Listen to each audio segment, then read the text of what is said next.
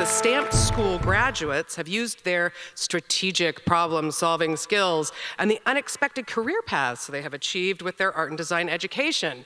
So that would be pretty informative. I think a lot of students should join that. And any parents that are here in the house for Parents Weekend, a special welcome to you. Again, that's tomorrow, Friday, 1:30 p.m. in the Helmut Stern Auditorium. Note, next week, we have a series special event, one of our Not Thursdays, Not at the Michigan Theater moments.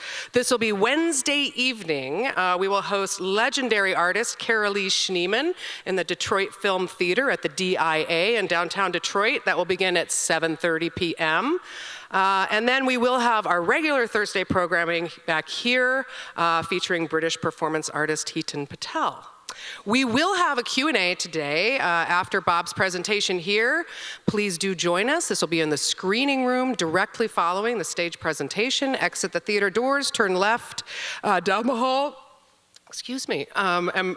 Before you get to the restrooms, you'll find our other smaller theater, the screening room. And Bob, you can meet him there and ask him your questions. Please do remember to silence your cell phones. And now for a proper introduction of Bob Kramer. Bob Kramer is a master bladesmith, forging high-performance culinary knives, and widely considered to be the greatest American knifesmith working today. Kramer knives are especially known for their fine Damascus steel patterns, exotic wood handles, and heirloom-quality finish. The late Anthony Bourdain called them the finest chef knives in the world. Kramer knives are also among the most difficult knives to obtain. For almost a decade, the waiting list for one of his creations was nearly 4 years long. And now his knives can be acquired only through auctions, by lottery, or by luck. Born and raised outside of Detroit, native Michigander, Kramer left at the age of 19 to roam the country with not this particular pursuit in mind, and I will let Bob connect those dots for you to now, as he has long been landed in Olympia, Washington, forging knives, known for their wavy and intricate patterns that are revealed through this Damascus process of stacking and forging. The result of this intensive process, a blade with exceptional character and a sustainable razor edge. Kramer is one of only a handful of master smiths recognized by the American Bladesmith Society and the latest recipient of the Rare Craft Fellowship Award presented by the American Craft Council in association with Balvenie, a maker of single malt scotch. I had the great fortune of meeting Bob and his wife Leanne on one of my many talent-seeking jaunts, and could not be more pleased to have him here today to share his own brand of genius with you. So please welcome a rarity, the incomparable Bob Kramer. Wow, thank you, Christina. Thanks so much. I really appreciate the invitation from Penny Stamps, and thanks so much for coming out this evening on that cold and stormy night. AKA Mr. Bob's Wild Ride. This, I never, ever expected to be here. I didn't think this was in the cards for me. So let's start at the beginning, 1958. My mother was freaked out because she was pregnant with her 6th kid. She was already very, very busy with all these other kids. In 1958, this is what the cars looked like. This is what the future looked like. And just so you know, we are actually beyond the future, which is a little hard to comprehend. This was my family. So my mom was bright. She read like crazy. She was crazy busy with all of these kids, making meals, doing the laundry, keeping the house clean. And now I get to come along and add to this family. Now my sister Virginia, who is sitting to the left of my mom, she's the oldest. So she's 17 years older than I am.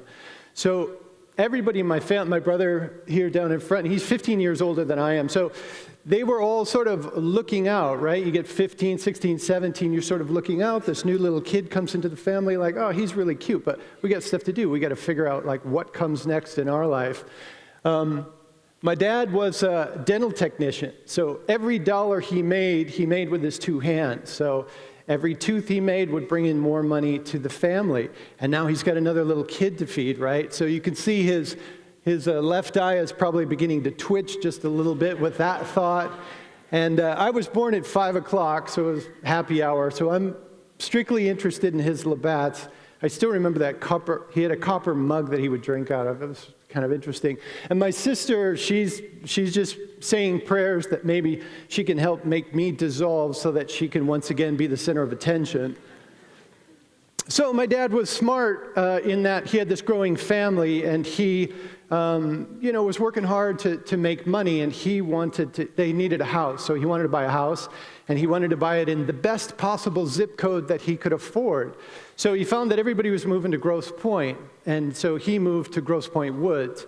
Now, when people ask me where I'm from, I say I'm from Detroit. It's just simpler than trying to explain it. And the other thing is if I say I'm from Grosse Pointe, they imagine that this is where I grew up or something like this, when in fact, this is the house that I grew up in, right? We didn't grow up in the shores or the city of Grosse Pointe or the park. I didn't live next to Rose Dodge or Henry Ford.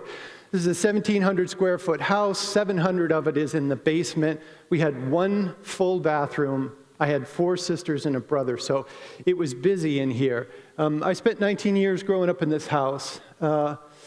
There's my older sister. I'm just about ready to go to kindergarten, and she's just getting out of college. So we had kind of different family experiences. Now, here I am getting ready to go to first grade, and I'm just a happy little guy. My job in the family was sort of, or at least my perception of my job in the family was to entertain them. I mean, everyone's busy with the job, and I'm trying to get their attention. So anything I could do to get them to laugh was like a good thing. You know, I'd jump off the couch onto the floor or try to ride the standard poodle around the house, shoot a pea out of my nose, anything to try to get them to see me. Hey, I'm over here. What we didn't know, but I had a slight inkling of just before I was going to kindergarten, was that I was dyslexic. And that is a very difficult word for me to spell. Now, this incident that I'm speaking of, my mom said to me at one point, she's like, okay, so you were born in October, and the cutoff is October 31st to go to school. So you could go to school this year and be the youngest kid in your class, or you could wait until next year and be one of the oldest kids in your class. So I made the right choice, and I went to kindergarten early. So I was one of the youngest kids in my class. And one of the things you had to have before you got into kindergarten was you had to remember your address and your phone number. So I remember my mom giving me these 7 digits, right? We didn't need the area code. She said, you have to remember this number, 8816597. And so those numbers would just skid off my head. Nothing stuck. So I repeated 7 numbers, and they were wrong, and she thought I was goofing. She thought I was clowning, and they just didn't stick. And so she said them again, and then I repeated back 7 numbers, and this went back and forth, and she eventually got kind of frustrated, and then I spit out the right 7 numbers, and she said, great, good, you can go to kindergarten. So in school, I'm paying attention as best I can, but one of the exercises that really freaked me out was the read aloud exercise. So you've got to read aloud, and the first couple of times I would do it, everyone's cracking up because I'm not able to sound out the words, and I get very nervous, and everything gets jumbled up. And so dyslexics sort of figure out or problem solve early on how to get around this. I realize I've got 12 years of this education that I've got to get through somehow. And so what I would do before this exercise is that I would count the number of people in front of me, go down to the paragraph in the story, and then begin to read it and reread it and reread it until I could sound out all the words. Trouble came when there was a girl, and it was always a girl for some reason, that could read really well. So she'd read the paragraph, and the teacher would go, Nancy, that was great. Could you take another paragraph? It completely screwed up my plan, and I'd have to go down. All right, there was one indelible moment for me when I was going to Catholic school. I was in 5th grade. First day of class, I had a male teacher, Mr. Richter, and I was kind of squirrely, right? It's springtime. There were these twin girls that were in my class that were just super cute, and I really wanted to get their attention. So I was doing my thing, and Mr. Richter called on me and said, Mr. Kramer, would you stand up? How about a spelling exercise? I'm like, oh, sure, yeah, I could do that. He said, how do you spell horse? And I was like, H-O-U-R-S-E.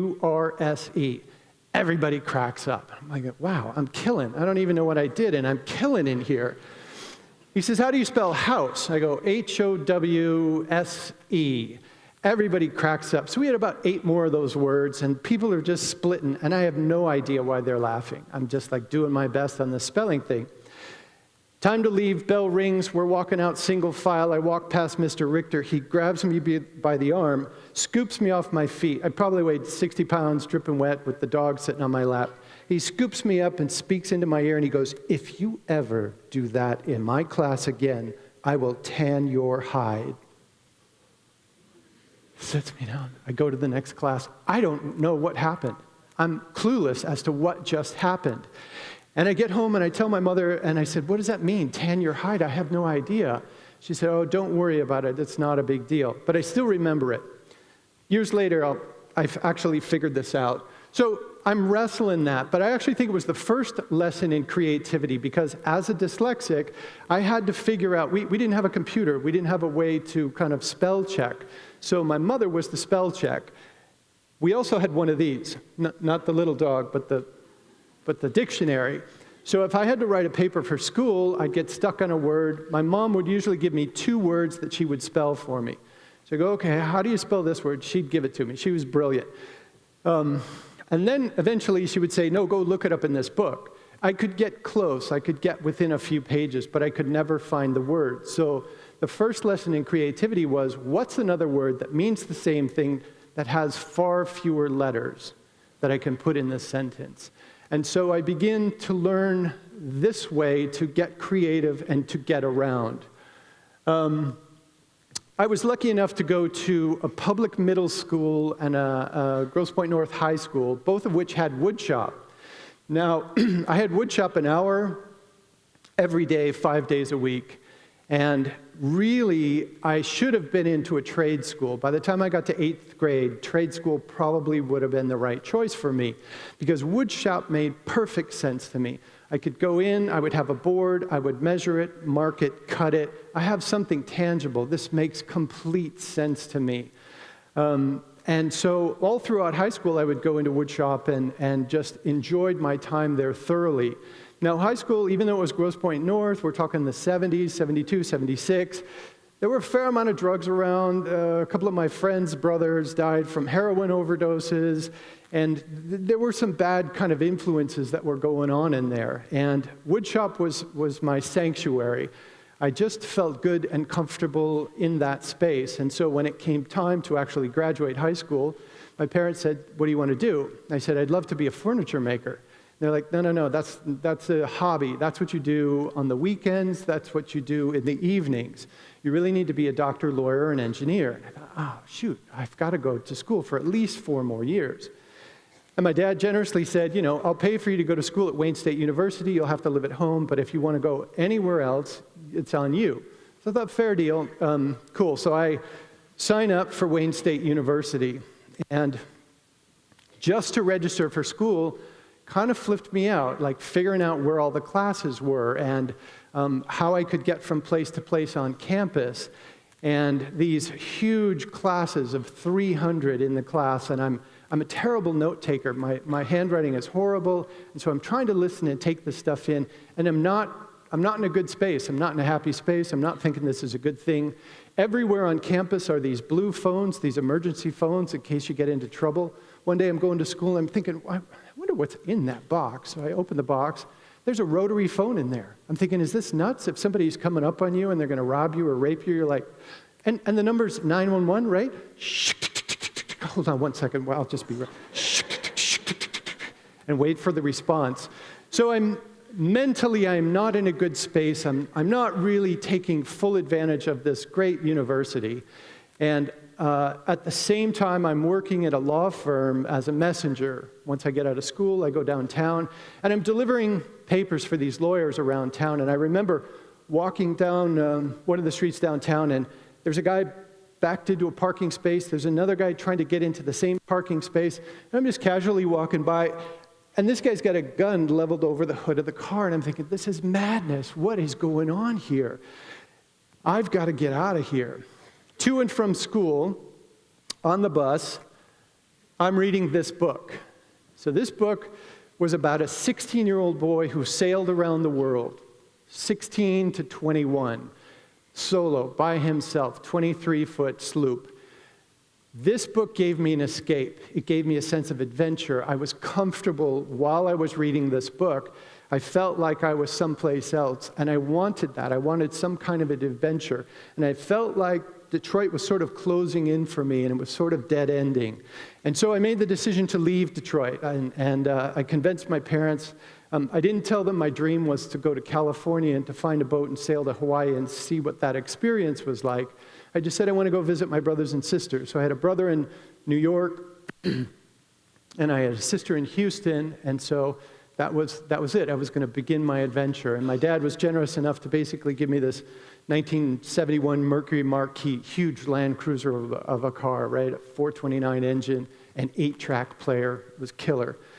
So I went to Buffalo. I hung out with my brother for the weekend. Then I went to Washington, D.C. And I'm on this adventure. I'm 19 years old. I'm off on my own. I'm going to figure out what it's going to be like to be out in the world.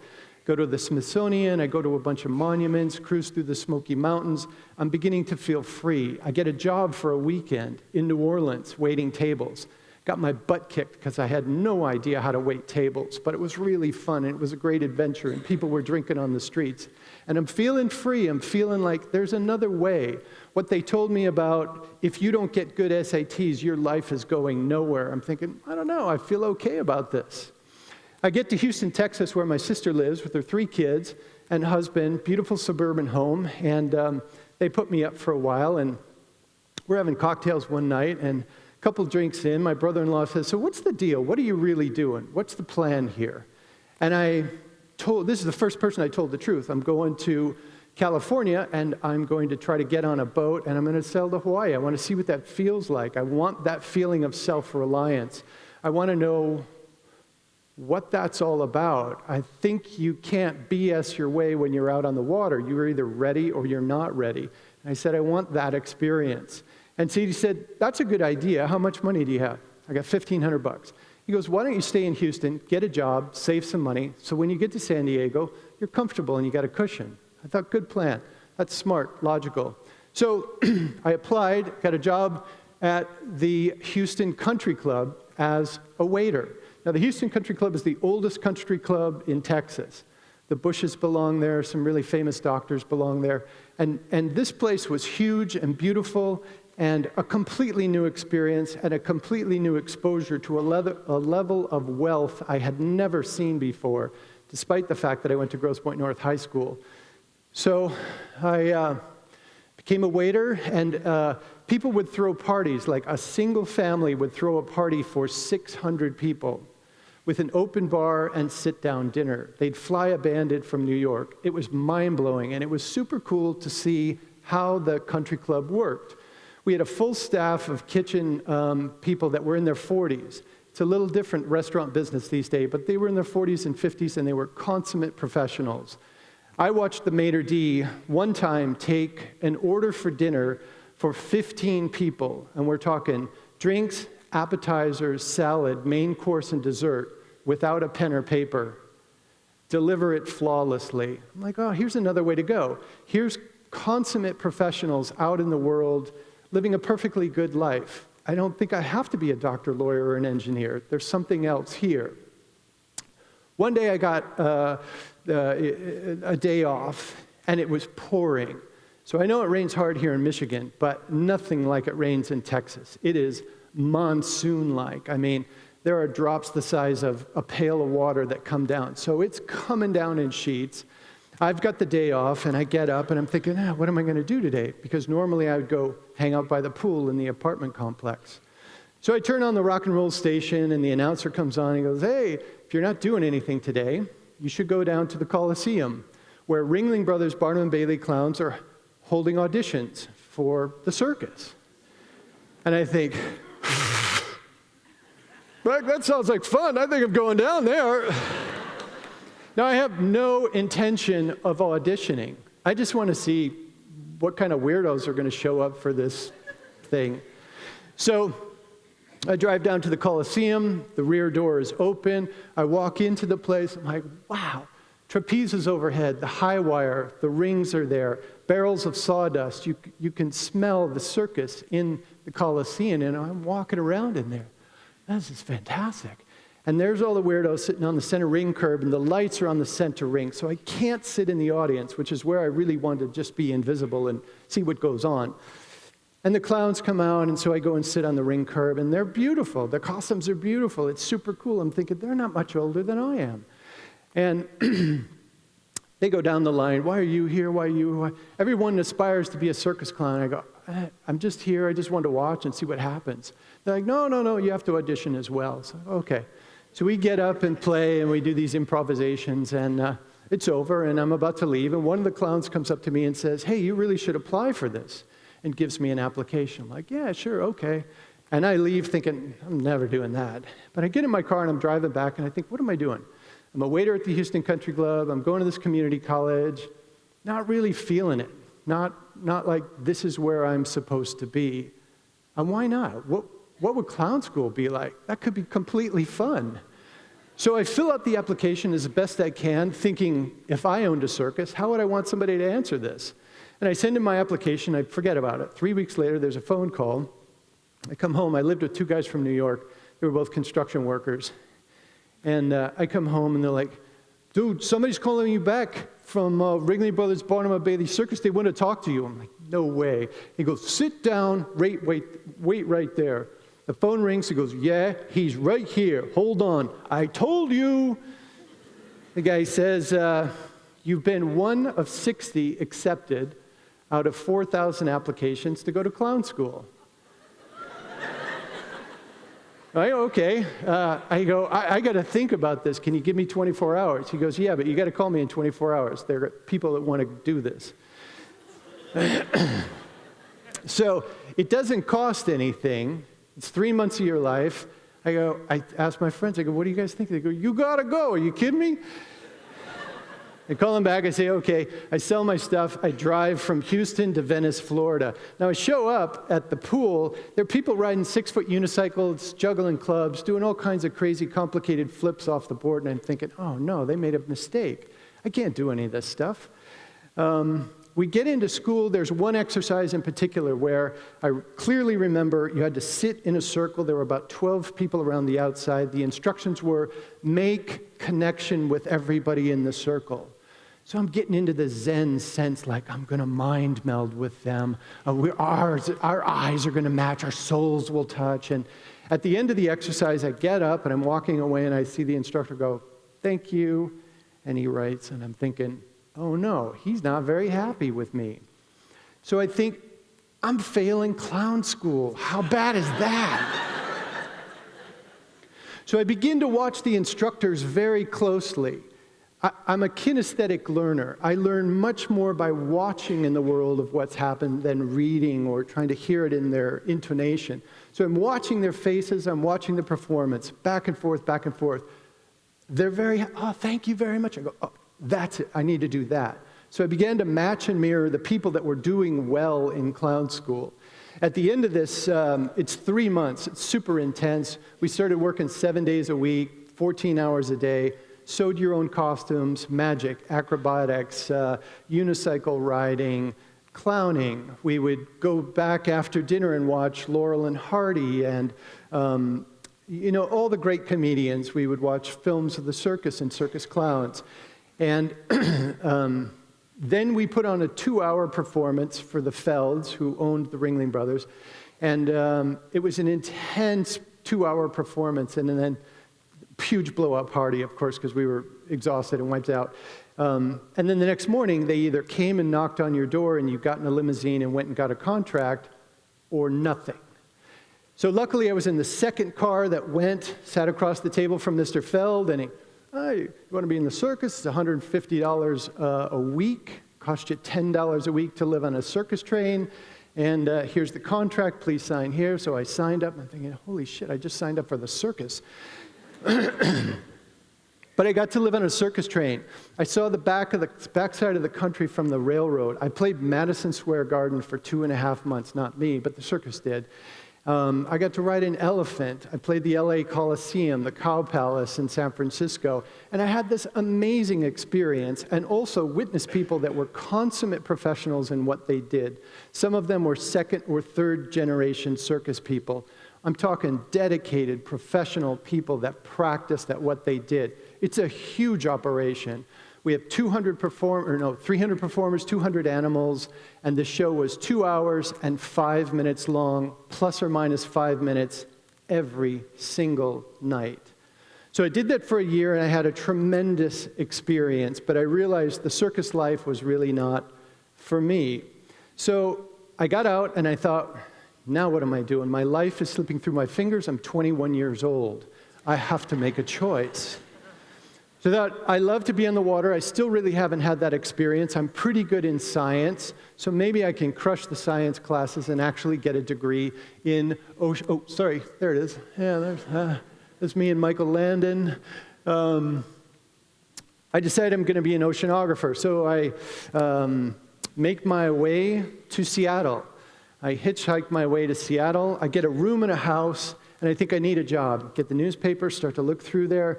There's some new hotel openings in Seattle by the name of the Four Seasons. I'm clueless. I don't know what the Four Seasons is. All I know is they need cooks.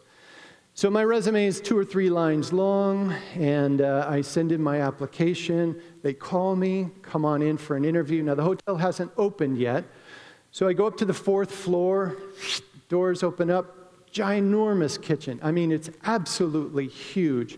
We had stock pots that were big enough to hold 2 or 3 adolescents. And the Swiss chef is 65 years old, and he meets me at the elevator. There's no one there. There's no cooks yet. We go into his office. He says, "So, I see you've been to circus. Tell me about that." And he was a big fan of the circus because he grew up in Switzerland. He knew this, or I knew this clown by the name of Grok, and he goes, "Grok was my hero. He was the guy I loved, Grok." So we talked about Grok. We talked about the European circus. We talked about the American circus. And at the end, he said, "But if you haven't done the circus, would you like to be in my kitchen?" So I got a job at the Four Seasons. This place was top notch. I mean, it was first rate. We had some killer cooks. The executive chef was Swiss. The sous chef was from England. The garde manger was from Tokyo. And we put out some amazing food. Again, I see a level of excellence that I've never seen before, and I'm hired as a cook. So I had to buy some knives. I had a mongrel set of knives. It was just the stuff that I could afford, but I do remember when I went to buy them, people would say, "Well, you could buy this forged piece or you could buy this stamped piece." I'd say, "Oh, okay, cool, what's the difference?" And they'd say, "Well, one is forged and one is stamped." And I go, "I got that part. What's it mean?" And they go, "Well, this one got forged." I go, "Okay, great. I'll take the stamped one because it's cheaper." So after about 2 years, in the meantime, I'm getting my basic science classes to be able to get to the University of Washington. So I'm going to a community college because it's less expensive. I'm working full-time at the Four Seasons as a cook. And I'm taking science and physics and, I figured out how to study now. I figured out that I have to read something 3 times before it sticks. I'm getting better at sorting the information that I have to give back on the test. The stuff that I need to know, I'm learning how to study. So at the Four Seasons, eventually my knives get dull, and I have to figure out how to sharpen them. So I ask all of these great cooks and chefs, "Hey, do you know how to use the tri-stone?" No. So I'm thinking, how hard can this be? If I can take calculus and physics, I should be able to teach myself how to sharpen a knife. So I go to the library, and there's a book in the library. I go through the card catalog, and there's this book that's a reference book. So I take the number to the librarian, and she said, "Well, we don't have that here, but it's in Washington, D.C., and they'll send it to us." Like, really? They'll send a book from D.C. to Washington State? And she goes, "Oh, yeah, we'll send it to you." So they call me 10 days later and say, "The book is here." She hands me the book. It's a 200-year-old volume on cutlery, and it's written in French. I have a hard enough time with English, let alone high French, but there's engravings, there's etchings at the beginning of each chapter. So I can tell this one is about abrasives. They take abrasives, they break it down, they sift it out, they sort it. I go, okay, next one is about, it has a picture of a fish, and then they skin the fish, and then they boil the fish. I can see all these great pictures. And they make glue, so then they take the abrasive and they glue it onto the wheel. So I'm flipping through this thing and I'm thinking, okay, cool. I don't know how that works today, but that's how it happened 200 years ago. And I start this great hunt. It was my own personal scavenger hunt to figure out how to sharpen knives. So there I'm cooking at the Four Seasons, working the omelet stand, and learning to sharpen. So I'm trying to meet everybody I can. Eastern Airlines was still in business. I bought a ticket for $700. I could go to 6 different cities on that $700 ticket. I would go to each city. I would find the sharpening or the cutlery shops. I would go in and say, hey, can I see your sharpening room? Will you show me how to do this? And it was like Pentagon secrets. No, nobody goes back there. Like, oh, okay, can you show me the work? And so then they would unroll the work, and I could look at the knives, and I could tell, this is bad work. This is not good. They're deep scratches. They're not controlled. Until I got to San Francisco, and I found 3 great cutlery stores. One of them was Executive Cutlery. I can't remember the third one. And the last one was North Beach. Or it was in North Beach. It was called Columbus Cutlery. And tiny little place. It was run by an old Italian couple. And so Ottilia was behind the counter. And she had a little smock on. And I said, could I see the sharpening work that you do? And she said, sure. And she unrolled the knives, and they were perfect. I knew exactly what I was looking for, and these were perfect. And I said, any chance I could see the back room where they're sharpened? She said, oh, sure, come on back. She lifts it up. I go back, and there's Peter. He's in his smock. Peter was probably close to 70. And Peter's shop looked exactly like this book that was 200 years old. There's an overhead power shaft that leads to a leather belt that drives all of these wheels. I said, can you show me how to do this? And he said, sure. So he took a knife. It was dull. He went on the water wheel. He went on this glue-up wheel, on this glue-up wheel, on this glue-up wheel, handed it to me, slice and paper. I thought, that's it. So this imprinted into my head. I was probably there for 10 minutes. But because I'm a kinesthetic learner, it was like, boom, I got this. I have a picture of this in my mind. And I went home, and I built this white truck. So I put counters in there, I put a generator in there, and I would drive from restaurant to restaurant and sharpen their knives. Give me the worst knife you have in the place. And they were like, oh, okay, great. They pull out the stove, and they grab some nasty thing that had fallen down, 4 years ago, hand it to me, and go ahead, sharpen that.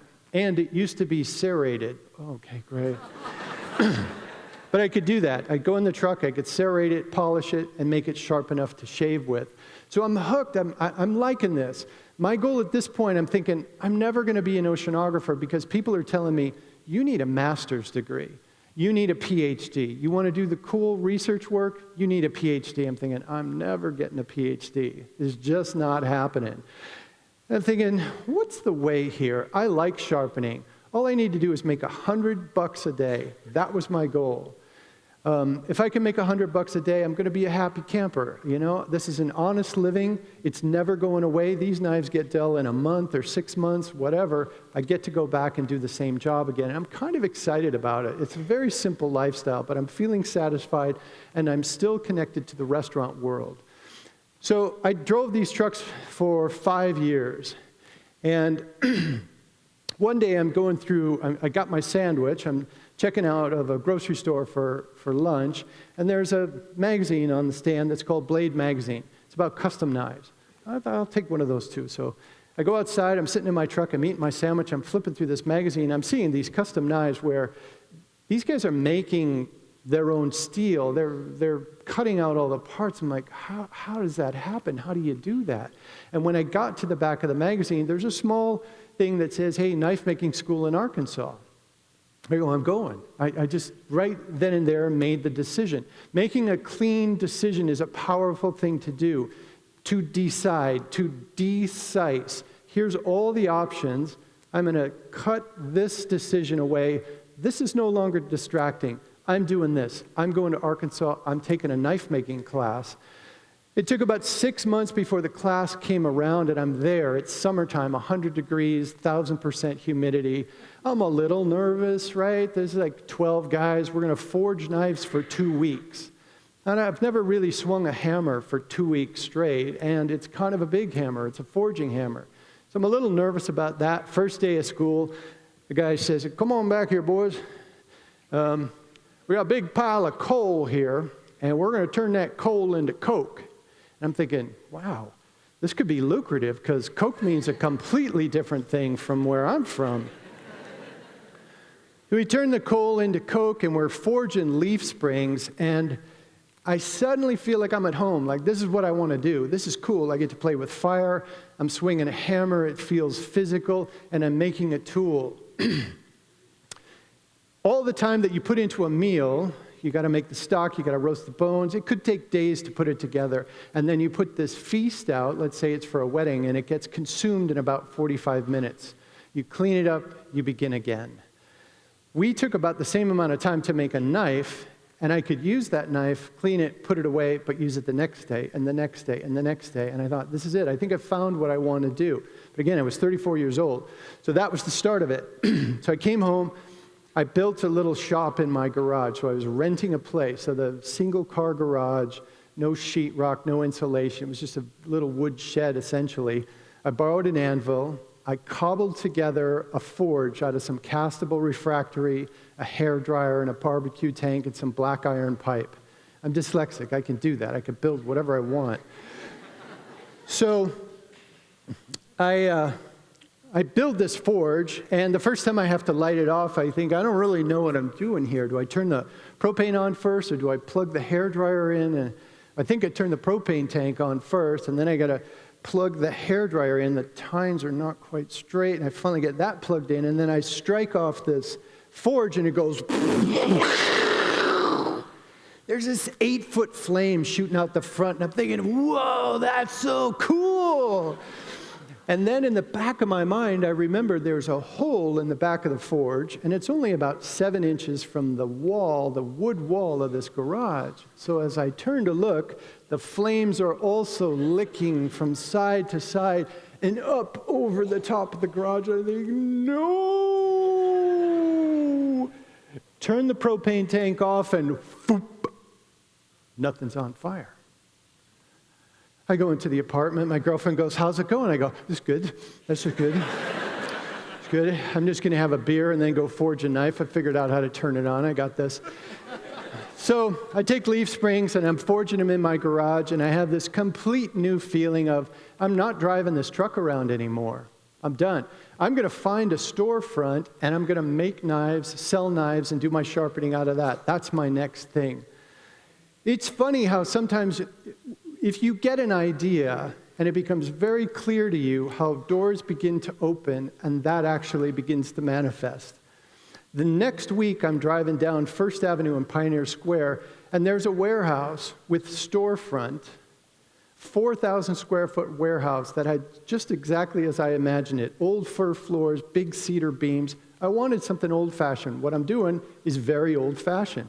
I'm offering an old service, and I'm hand forging a knife. It's kind of a kooky thing to do, but I was into it. So I go in and I call it's for lease, completely empty. So I go in and talk to the guy.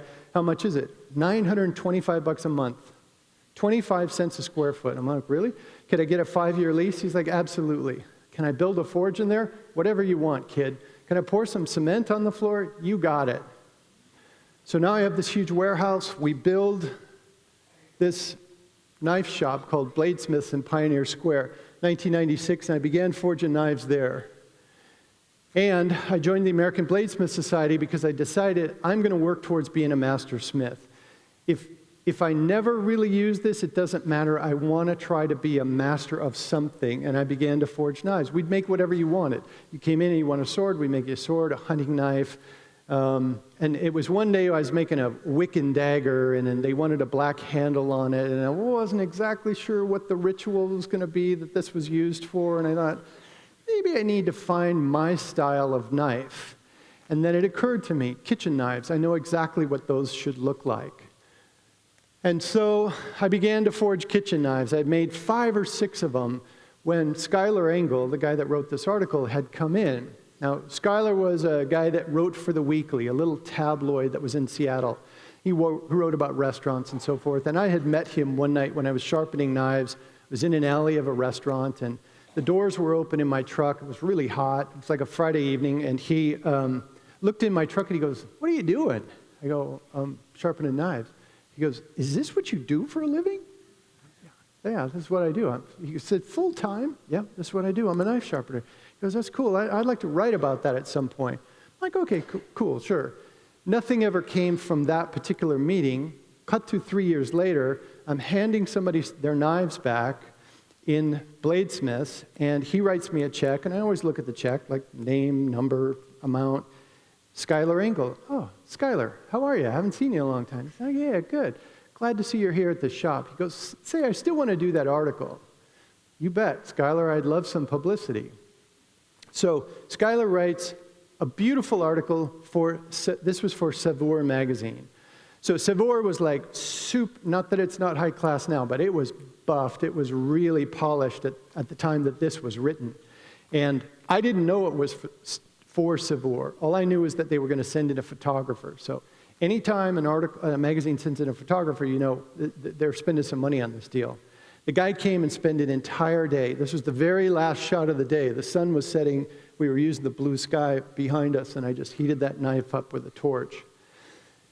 My wife and I went to have breakfast, and I said, "Man, this magazine's coming out. It's very slick." She said, "Do you think you'll get some orders off it?" And I go, "I think so. I might get like 20 orders off of it. That would be good." Well, when the orders started coming in, I was absolutely inundated and buried. Both phone lines were going nonstop.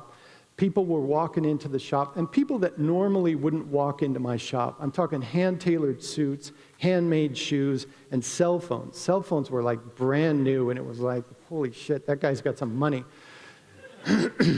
He said, how many pieces in the line? I said, "Well, there's 17. He goes, "How much are they?" The most expensive knife was $200. He goes, "I'll take one of each." Wow, amazing. I take a $20 deposit. I filled up 4 notebooks.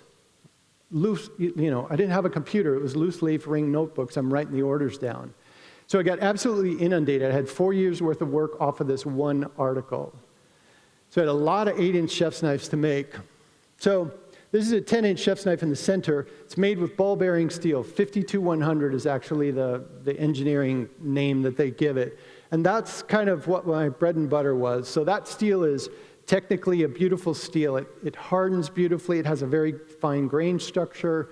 The wheels in your car are probably running on 52-100 bearings. So it's a wear-resistant material. It's very tough and resilient. It's a high-carbon steel blade, which is what I learned to forge. Top blade and the bottom blade are Damascus, you're actually forge welding different materials together and then stretching and folding and manipulating it. Here are 3 Damascus pieces. The top one has 4 different types of tool steel that are all forge welded together. The center one is called mosaic Damascus. It's a very complicated multi-step process to actually generate these patterns. The patterns are not just surface patterns. The patterns go all the way through the knife.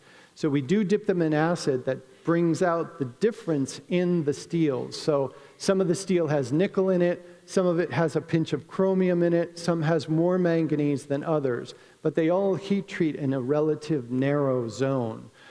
So once I began to make kitchen knives, I found my place. It felt right to me that I was not making a weapon, that I was not making just an art piece that would sit on a shelf, but I was making a functional tool that somebody would get a thrill out of, hopefully, every time they used it. And they would have an experience that was unlike something they had purchased at the store. These tools, I actually believe that when you hand make something, it's almost as if it's a battery, and you're putting energy into this battery, and it resides within that piece. And when you pick up a handmade thing, at least for me, I feel like I can still feel the energy of the craftsperson that had made it. So this was my home. I felt like I'm there. These are 4 different types of tool steel. This is very often how I would start. This is production steel that I would buy from a steel house in strips and then cut it to length.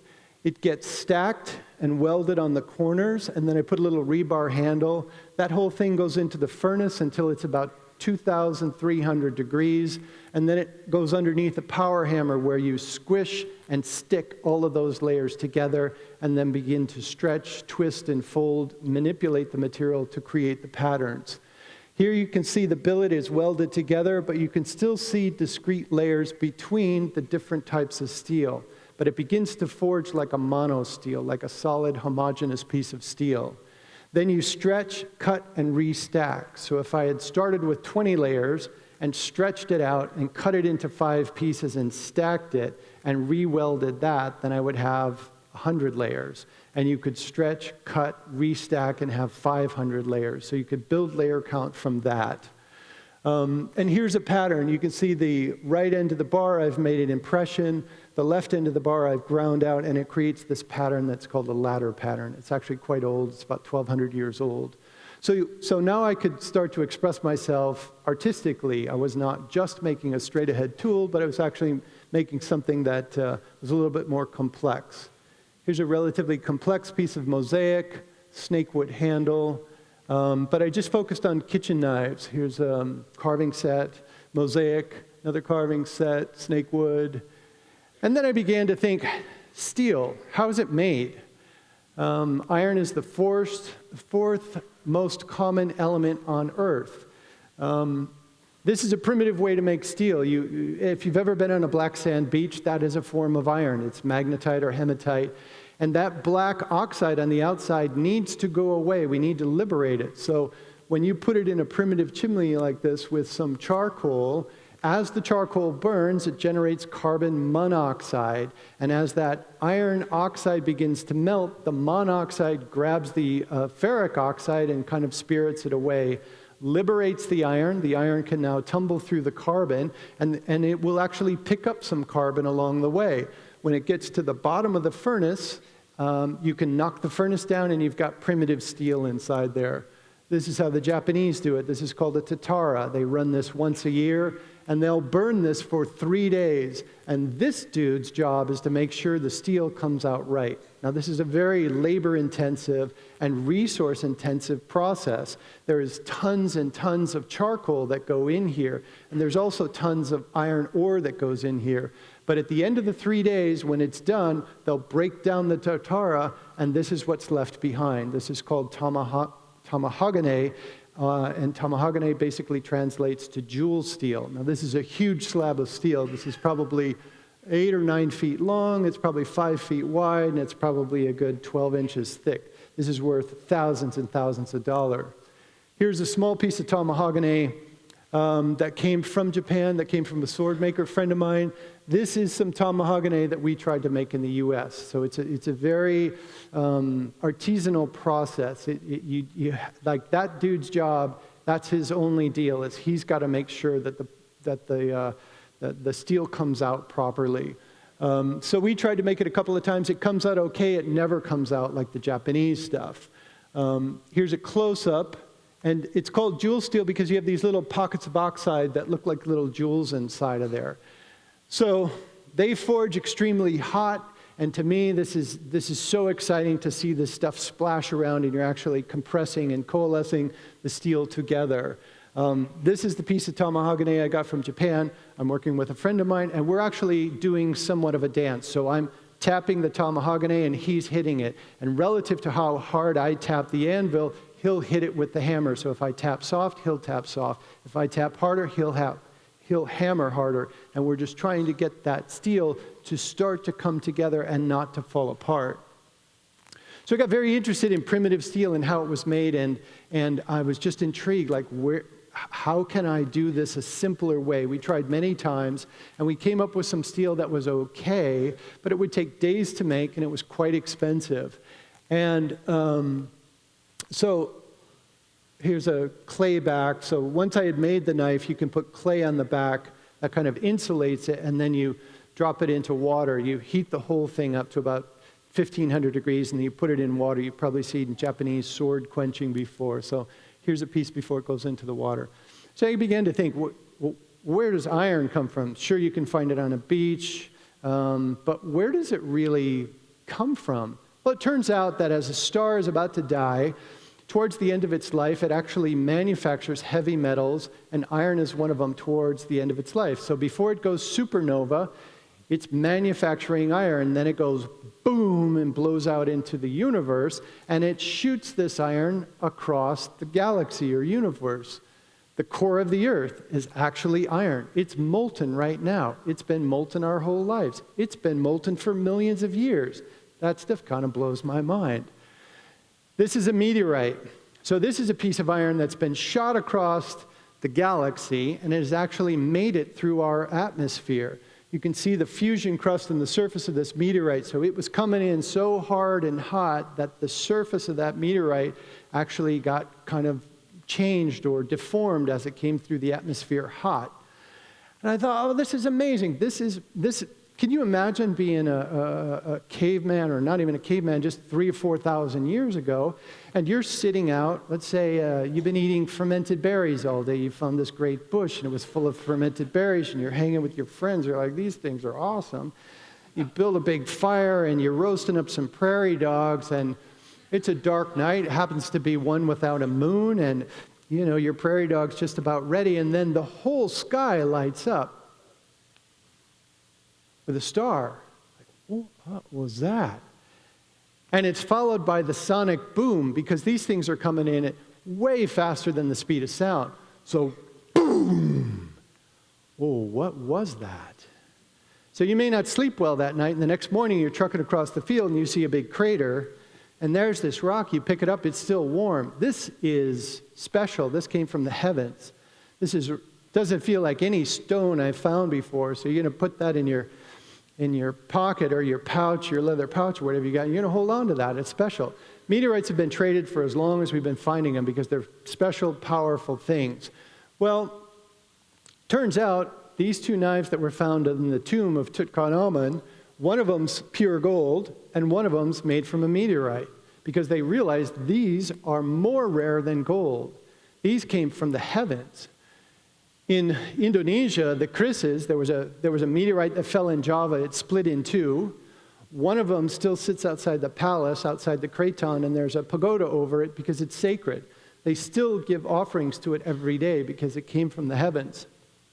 The other one they gave to the empus, the bladesmiths, to fold into their krises. These knives were sacred knives. So as a young man, and you get to the point where you reach spiritual maturity, you need to go to sit with the empu and figure out how many waves your kris needs to have. But they would fold in meteorite with the steel to bring more power to it. So I love the fact that science and religion have come together. The Northwest Coastal Indians, the Tlinkits, were fearsome warriors. This is a big piece. It's about 30 inches tall. The story is that this was forged by a female blacksmith, and it was forged from a meteorite. It's actually made from wrought iron, but I love the story. And so I began to make my own steel with induction. I made it to the same recipes, or basically the same chemistry that the Japanese steel was. I can make an ingot of steel in 15 minutes rather than 2 days. And it takes almost no energy. I mean, it's basically like running an oven. So I can make a puck of steel, bang it out on this wooden board, take that puck, put it under the power hammer, and forge it out. Now I can make primitive steel and make something like a Japanese sword. Or perhaps I can make a dagger like this, except I don't want to make mine out of wrought iron. I like the myth. I want to make it out of meteorite and the steel that I made. Is that possible? Well, where do you get a meteorite? eBay. 11 o'clock at night, sitting there with a beer, I think I'll take that one. So this is about the size of my fist. It was $200. It's iron and nickel. I get it in and I put it in the furnace, and they don't like to forge, right? It's like forging hot concrete. It basically just wants to fall apart. But if you manipulate it enough and you marry it to the homemade steel that you have, now it starts to stick together. And it's a bit like making bread. You have to stretch it and fold it and stretch it and fold it, and pretty soon it starts to have the consistency you know that this stuff will hang together. And eventually I made this. So this is 400 layers of meteorite and homemade steel, two different pieces. The head is one piece, the body is another piece, and those are copper fittings with abalone inlaid eye. There's the original, there's mine. So I had a blast making that. Bellevue Arts Museum has a show every 2 years. They sent out a notice, hey, we're doing a show. This one's focused on metal. So I submitted a project, which was another contemporary Northwest Tlingit dagger of my design. And so I built this guy, again, shop-made steel, Meteorite. The head is made out of copper, shakudo, shibuichi. Shakudo is a combination of copper and gold mixed together. Shibuichi is silver and copper mixed together. It's a 24-karat mouth. And then the eye is made out of a material called shinkin, which is basically copper and 13% gold. These are all inlays. There's no solder whatsoever. And then a traditional gesundheit, Japanese patina. So I got interested. I just am completely sucked into the world of using meteorites or trying to make something mystical with it. This is meteorites and shop-made steel with a clay back, like a Japanese clay back. I made this for the Museum of History and Industry. They were doing a show on restaurants. They wanted to see a knife made from start to finish. Here's another meteorite piece. This is a collaboration I did with my shopmate, Tom Ferry, inlaid with gold. I'm going to flash through these because I'm running out of time. Another meteorite and steel. You can see the transition zone between the hard and the soft area. And Tom's specialty is folding knives. So I designed the knife. He did the engineering. We made the Damascus together. He did the engraving and gold inlay. Tom and I now work full-time together. So it is so interesting to have somebody in the shop that you can just speak the language and he'll execute. Like, I don't have to be out in the shop overseeing him, and he's got different ideas than I do. So we sort of feed on one another. Variation on a theme. We made a whole bunch of folding knives together. More Japanese inlay. I'm completely stoked at this point about following Japanese inlay and engraving and then expanding on the Damascus.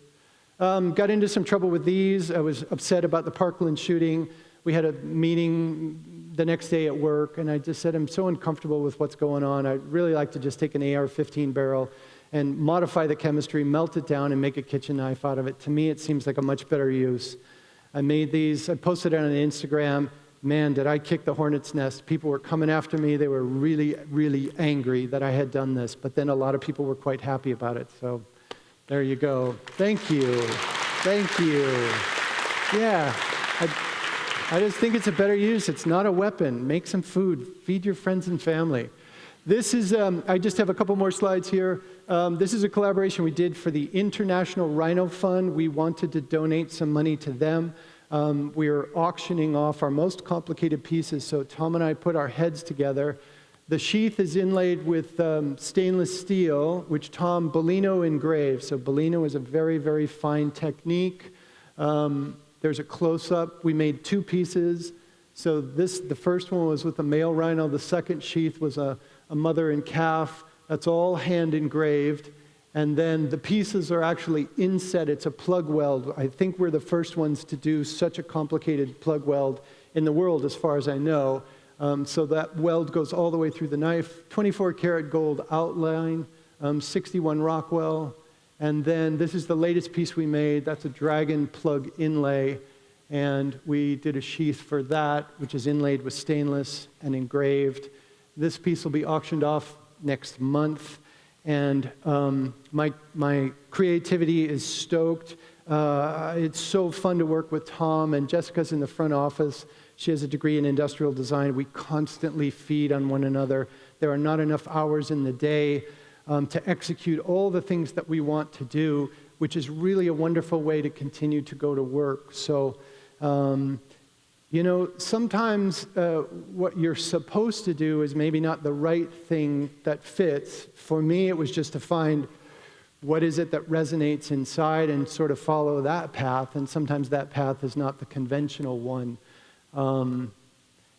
Thanks for coming out tonight. If you want to ask any questions, we'll be in the small theater. Thank you.